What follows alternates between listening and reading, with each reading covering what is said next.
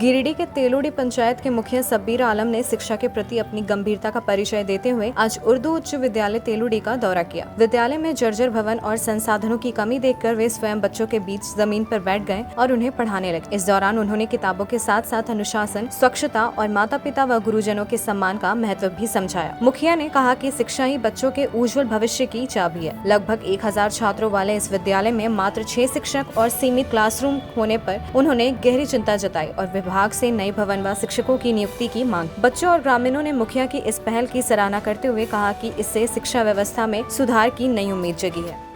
यह हमारे तेलोडी पंचायत का उच्च विद्यालय तेलोडी उर्दू है, जहाँ पे ये 10वीं तक का ये हमारा स्कूल हो चुका है। और अभी आप देख पा रहे होंगे कि हमारे यहाँ 1017 बच्चा है, 1 से लेकर के 9 क्लास तक।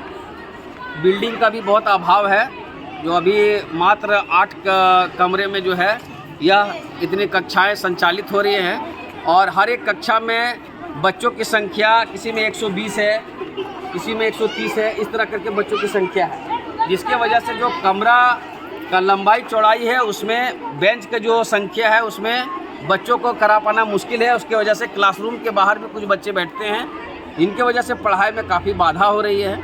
दूसरा ये है कि हमारे यहाँ मात्र 1 सरकारी टीचर है और 5 पारा टीचर है, यानी मात्र 6 टीचर है, जबकि मिनिमम 9 कक्षाएं चलनी हैं। और अगर जिस तरह से बच्चों का अनुपात है उस हिसाब से कम 12-13 कक्षा चलना है, और उसके लिए जो सफिशिएंट टीचर चाहिए वो अवेलेबल नहीं है। हम लोगों ने विभाग से कई बार पत्राचार करते हुए स्कूल के माध्यम से टीचर का मांग किए हैं। हम लोग जनप्रतिनिधियों के पास भी हम लोग अपनी मांग को रखे हैं पत्र के माध्यम से।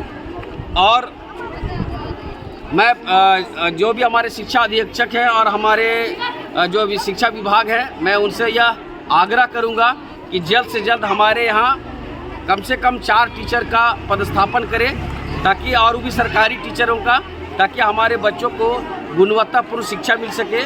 वरना जो हमारे जो 9वीं में जो बच्चे चले गए हैं उनकी पढ़ाई इस जो सत्र है ये सत्र में ख़राब हो जाएगी, फिर आगे वो परफॉर्म नहीं कर पाएंगे और इसका परिणाम यह होगा कि वो 10वीं में जा कर के या तो फेल कर जाएंगे या बहुत कम नंबरों से पास हो। जिला शिक्षा अधीक्षक महोदय और हमारे शिक्षा विभाग से मैं ये आग्रह करना चाहता हूँ कि 1 सप्ताह के अंदर कम से कम 4 टीचरों का पदस्थापन हमारे विद्यालयों में किया जाए।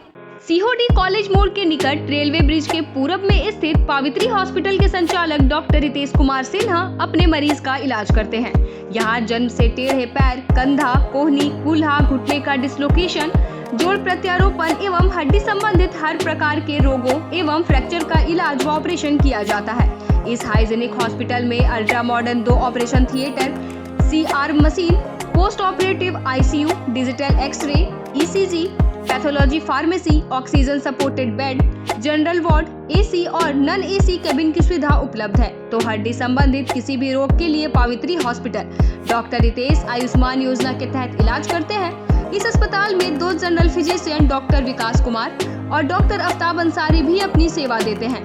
पता कॉलेज मोड़ के निकट रेलवे ओवर ब्रिज के पूरब में, सीहोडी, गिरिडीह।